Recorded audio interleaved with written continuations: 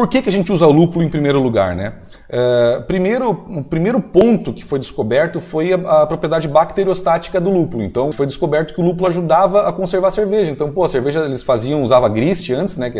Gruit, desculpa, que era aquele mix de ervas e temperos que eles usavam para amargar a cerveja. E aí quando eles começaram a descobrir o lúpulo e começar a usar, eles descobriram que tinha essa propriedade de manter a cerveja por mais tempo conservada.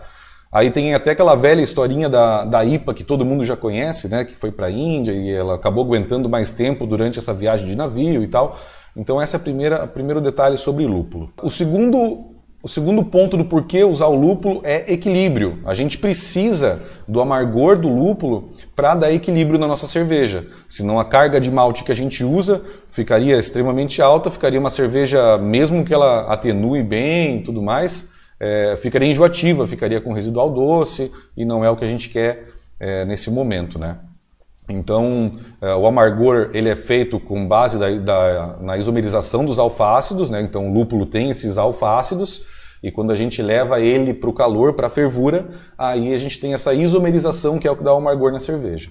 Essa isomerização não é apenas na fervura, tá? Então, quando a gente apaga o fogo ali, e tem aquele tempo que faz o whirlpool e tudo mais, ali também está isomerizando. E aí é um detalhe bem importante sobre muita gente que às vezes tem cerveja mais amarga do que queria, porque tem um tempo de isomerização que não é calculado. Dentro do amargor, a gente tem também alguns compostos secundários de amargor, que são compostos que a gente chama aqui de não isoalfa-ácidos, tá? Então, dentro deles a gente tem os beta-ácidos, umulinona, polifenol. Então, isso aqui tudo ajuda também.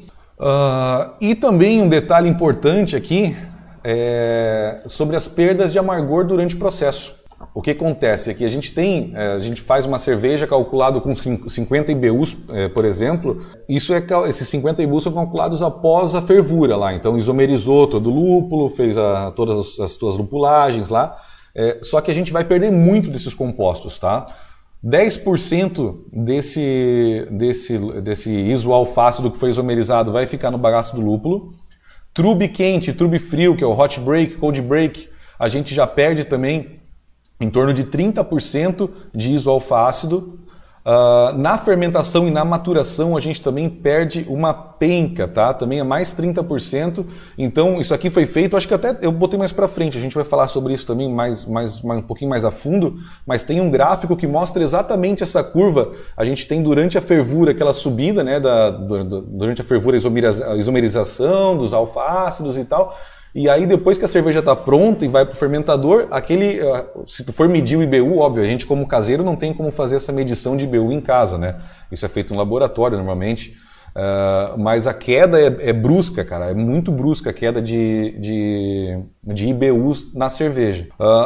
E aqui a gente entra agora no próximo ponto que é por que a gente usa lúpulo, que é o sabor. Tá? Então, o sabor que a gente tem de lúpulo são através de substâncias solúveis. Algumas substâncias do lúpulo elas são extremamente insolúveis. As que são solúveis, uma delas são os polifenóis. Tá? Os polifenóis, a gente tem mais de 150 tipos de polifenóis conhecidos nos lúpulos. Tá? O polifenol ele contribui também com turbidez da cerveja. Então, a gente pega as New England IPA aí. Grande parte daquela turbidez que a gente tem é por conta da alta carga de lúpulo. Então, na New England, aí, que usa 10 gramas por litro de dry hopping, por exemplo, cara, muito disso é polifenol que vai estar ali dentro da cerveja e vai dar essa turbidez. Tá?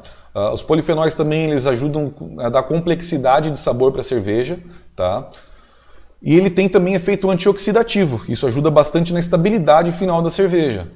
E outro ponto aqui, acabando a parte de sabor, a gente entra por que a gente usa lúpulo para ter aroma, tá? Que é um dos pontos principais aí, né? Então a gente tem mais de 400 compostos aromáticos no lúpulo, tá? Os principais que a gente vai falar aqui são linalol, geraniol, citronelol. Então, acabando o aroma, aqui essa parte aqui, estabilidade de espuma, é um outro, voltando lá em cima, né? É um dos motivos por que a gente usa lúpulo. Então, o lúpulo, para quem não sabe, ele tem uma carga de proteína muito grande. Tá? Então, essa proteína, junto com a proteína que a gente tem dos maltes e dos adjuntos, eles ajudam bastante a compor essa estabilidade de espuma, tá?